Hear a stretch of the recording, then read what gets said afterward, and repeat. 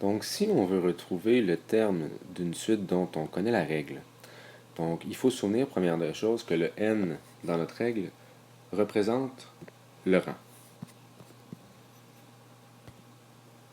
Et que t, lui, représente le terme.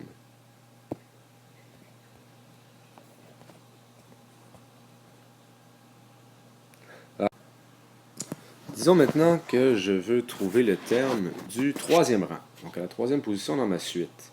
N va donc être égal à 3.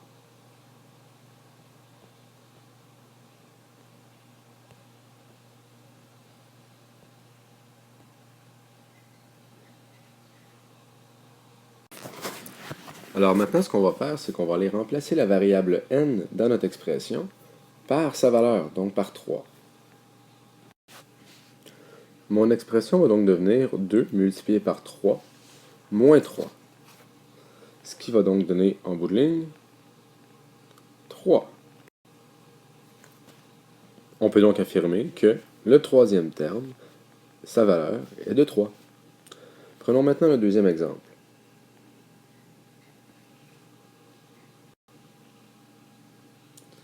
Disons qu'on décide cette fois-ci de remplacer notre rang par, disons, 4. On va donc remplacer n par 4. Si n est égal à 4, mon expression va donc devenir moins 3 multiplié par 4 plus 4.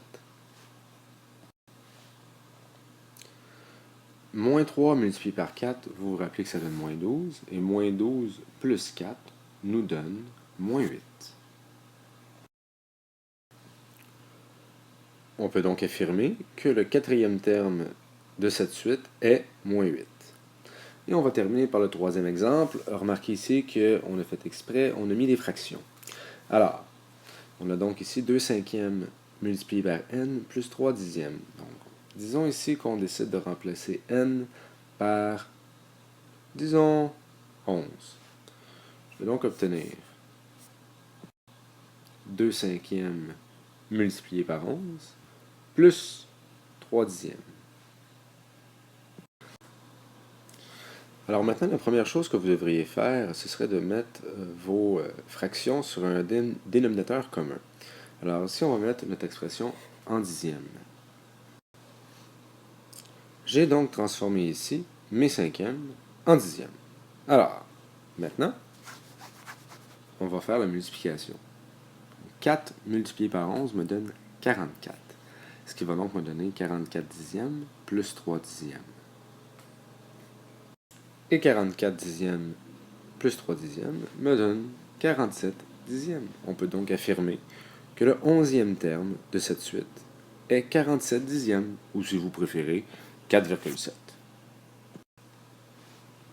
Alors voilà comment on est capable de retrouver un terme lorsqu'on connaît le rang dans une suite.